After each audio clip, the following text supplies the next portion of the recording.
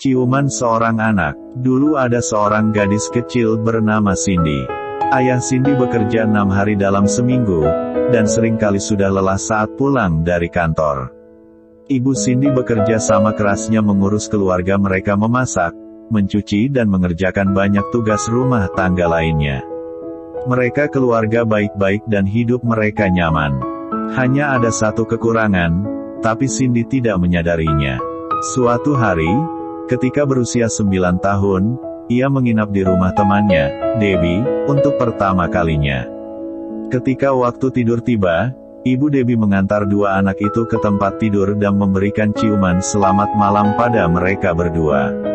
"Ibu sayang padamu," kata Ibu Debbie. "Aku juga sayang ibu," gumam Debbie. Cindy sangat heran, hingga tak bisa tidur. Tak pernah ada yang memberikan ciuman apapun padanya. Juga tak ada yang pernah mengatakan menyayanginya. Sepanjang malam ia berbaring sambil berpikir, mestinya memang seperti itu. Ketika ia pulang, orang tuanya tampak senang melihatnya. "Kau senang di rumah Debbie?" tanya ibunya. "Rumah ini sepi sekali tanpa kau," kata ayahnya. Cindy tidak menjawab. Ia lari ke kamarnya. Ia benci pada orang tuanya. Kenapa mereka tak pernah menciumnya?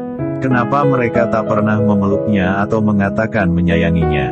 Apa mereka tidak menyayanginya? Ingin rasanya ia lari dari rumah, dan tinggal bersama Ibu Debbie. Mungkin ada kekeliruan, dan orang tuanya ini bukanlah orang tua kandungnya. Mungkin ibunya yang asli adalah Ibu Debbie.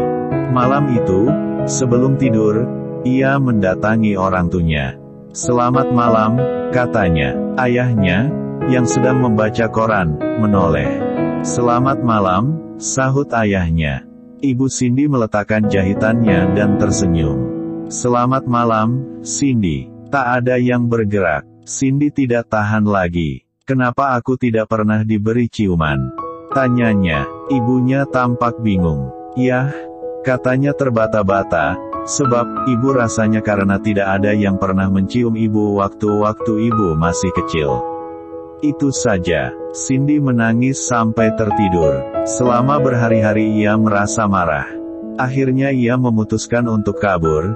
Ia akan pergi ke rumah Debbie dan tinggal bersama mereka. Ia tidak akan pernah kembali kepada orang tuanya yang tidak pernah menyayanginya. Ia mengemasi ranselnya dan pergi diam-diam. Tapi begitu tiba di rumah Debbie, ia tidak berani masuk. Ia merasa takkan ada yang mempercayainya. Ia takkan diizinkan tinggal bersama orang tua Debbie. Maka ia membatalkan rencananya dan pergi. Segalanya terasa kosong dan tidak menyenangkan. Ia takkan pernah mempunyai keluarga seperti keluarga Debbie. Ia terjebak selamanya bersama orang tua yang paling buruk dan paling tak punya rasa sayang di dunia ini. Cindy tidak langsung pulang, tapi pergi ke taman dan duduk di bangku. Ia duduk lama, sambil berpikir, hingga hari gelap. Sekonyong-konyong ia mendapat gagasan. Rencananya pasti berhasil. Ia akan membuatnya berhasil. Ketika ia masuk ke rumahnya, ayahnya sedang menelpon. Sang ayah langsung menutup telepon. Ibunya sedang duduk dengan ekspresi cemas. Begitu Cindy masuk, ibunya berseru, "Dari mana saja kau? Kami cemas sekali." Cindy tidak menjawab, melainkan menghampiri ibunya dan memberikan ciuman di pipi, sambil berkata, "Aku sayang padamu, Bu." Ibunya sangat terperanjat, hingga tak bisa bicara. Lalu Cindy menghampiri ayahnya dan memeluknya sambil berkata, "Selamat malam, ya. Aku sayang padamu." Lalu ia pergi tidur, meninggalkan kedua orang tuanya yang terperangah di dapur. Keesokan paginya, ketika turun untuk sarapan, ia memberikan ciuman lagi pada ayah dan ibunya.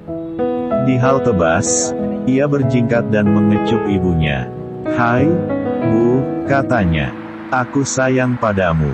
Itulah yang dilakukan Cindy setiap hari selama setiap minggu dan setiap bulan. Kadang-kadang orang tuanya menarik diri darinya dengan kaku dan canggung. Kadang-kadang mereka hanya tertawa, tapi mereka tak pernah membalas ciumannya. Namun Cindy tidak putus asa. Ia telah membuat rencana, dan ia menjalaninya dengan konsisten. Lalu suatu malam ia lupa mencium ibunya sebelum tidur. Tak lama kemudian, pintu kamarnya terbuka dan ibunya masuk. "Mana ciuman untukku?" tanya ibunya, pura-pura marah. Cindy duduk tegak. "Oh, aku lupa," sahutnya. Lalu ia mencium ibunya. "Aku sayang padamu, Bu." Kemudian ia berbaring lagi. "Selamat malam," katanya. Lalu memejamkan mata. Tapi ibunya tidak segera keluar. Akhirnya ibunya berkata, "Aku juga sayang padamu." Setelah itu ibunya membungkuk dan mengecup pipi Cindy. "Dan jangan pernah lupa menciumku lagi," katanya dengan nada dibuat tegas. Cindy tertawa. "Baiklah," katanya, dan ia memang tak pernah lupa lagi. Bertahun-tahun kemudian, Cindy mempunyai anak sendiri, dan ia selalu memberikan ciuman pada bayi itu. Sampai katanya pipi mungil bayinya menjadi merah. Dan setiap kali ia pulang ke rumah, yang pertama dikatakan ibunya adalah, "Mana ciuman untukku?" Dan kalau sudah waktunya Cindy pulang, ibunya akan berkata, "Aku sayang padamu. Kau tahu itu, bukan?" "Ya, Bu," kata Cindy, "sejak dulu aku sudah tahu."